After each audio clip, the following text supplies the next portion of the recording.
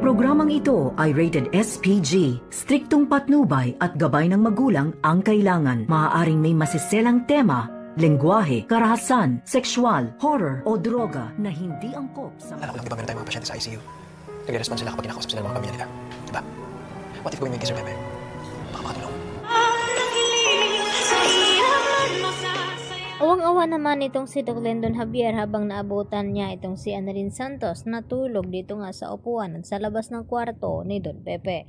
At dito naman na binigyan ni Doc Lendon ng unan itong si Annalyn nang sa ganon ay makatulog siya kahit papaano at hindi magiging pabigat itong kanyang hinihigaan ngayon.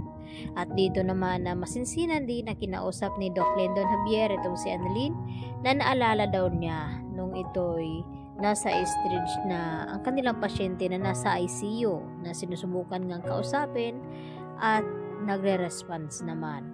Bakit daw hindi subukan ni Annalyn na yun ang gawin niya dito kay Lolo Pepe nang sa ganon ay makakatulong ito. Kaya hindi na nga nagpatumpik-tumpik pa itong si Annalyn, kaya agad na pumasok itong si Annalyn dito sa kwarto ni Don Pepe at kinausap niya itong kanyang lolo. At dito nga nabanggit ni Annalyn ang babae na dumalaw dito nga sa kanya at hindi naman katakataka dahil marami daw ang nagmamahal dito kay Sir Pepe dahil sa mabuting puso ito at mabait sa kapwa-tao.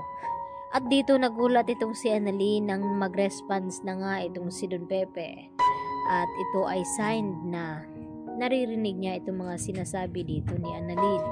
At dito naman na unti-unti na magkakamalay itong si Don Pepe at malalaman na nga niya na itong babaeng dumalaw dito sa kanya ay walang iba kundi apo niya rin ito na anak naman dito ni Giselle. At ang gustong mangyari ni Don Pepe na sana raw ay sila muna ang makakaalam at hindi mo na ito makakaalam dito kina Moira at Zoe dahil may plano nga itong si Don Pepe na bubulagain at sorpresahin ni Don Pepe itong sina Zoe at Moira dahil alam niya na sila nga ang may pakana ng lahat na kung bakit nasa ospital ngayon itong si Don Pepe. Kaya naman nang makalabas itong si Annalyn sa ICU ay dito naman siya napaiyak at napayakap na lamang dito kay Doc Lendon dahil tama ang sinabi nito na kausapin nga itong si Don Pepe baka makakatulong.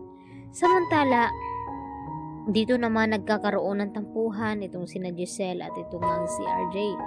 At pagkatapos nga nagkasagutan ng dalawa ay dito lumapit itong si Doc Rey Meneses dito kay RJ at sinabihan ng kapatid na sana raw ay masanay na itong si RJ na mainit talaga ang dugo dito ni Giselle dito kay Moira at kay Zoe dahil sa mga nangyayari noon sa kanila.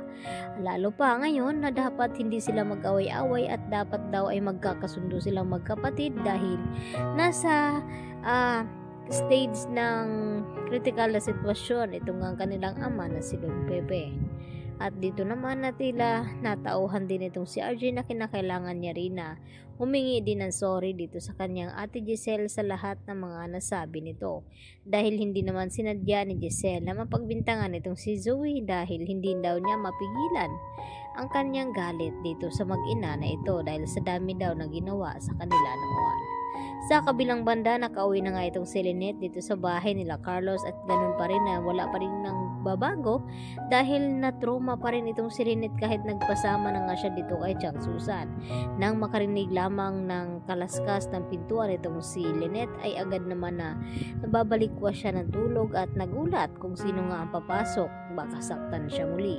Yan ang ating pagkaabangan bukas mga kapuso, kaya dito lamang yan sa Abot Kamay na Pangarap. Yan lang po at marami pong salamat sa inyong panonood.